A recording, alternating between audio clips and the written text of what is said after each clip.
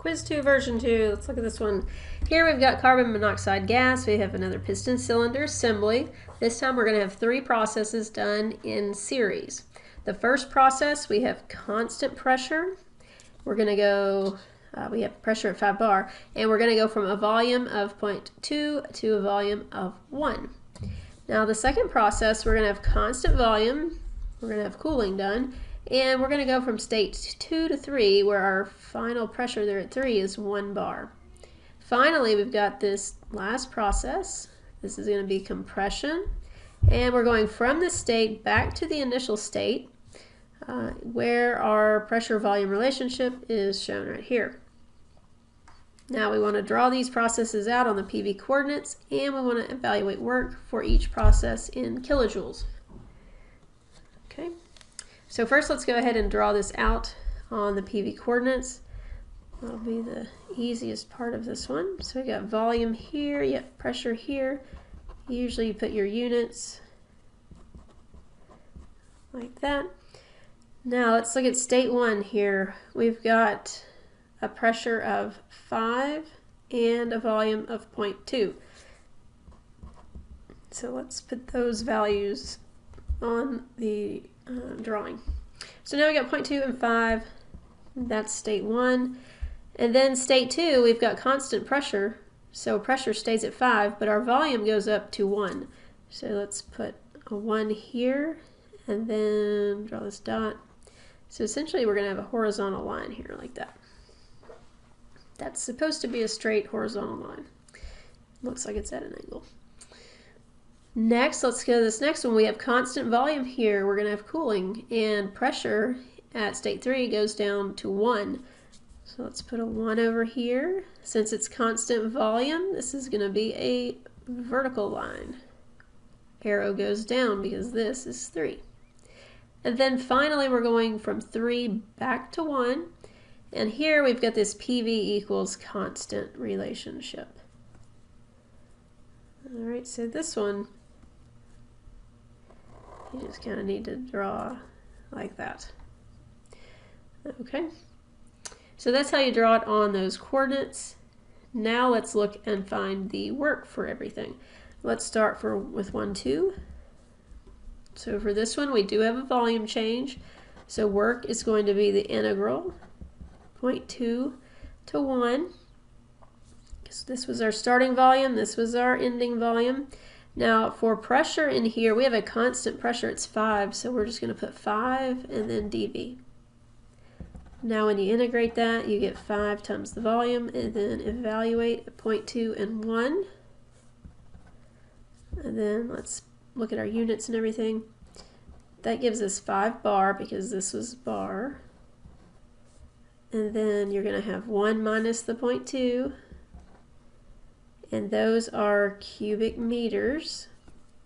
Now if you leave it like that, it is not in kilojoules, so we need to switch it over to kilojoules. We're going to use those same conversions we've been doing. 10 to the 5th Newton per square meter over 1 bar times 1 kilojoule per 10 to the 3rd Newton meters. Alright, so what this gives you then is work for process 1, 2, and it's going to be 400 kilojoules. This was positive, so work's done by the system. Right. There's that one. Now this, notice this is a vertical line, no volume change here. So if we didn't have a volume change, do we have work? Nope, no work. So this was the easy one. So let's just write volume equals constant. So therefore work is 0. Now the last one, 311 or 3.1. Here we have a volume of, what is our volume? The volume here is going to be 1 still. And volume 1, we go back to 0.2. Now, we know for this part right here, our relationship is that PV equals a constant.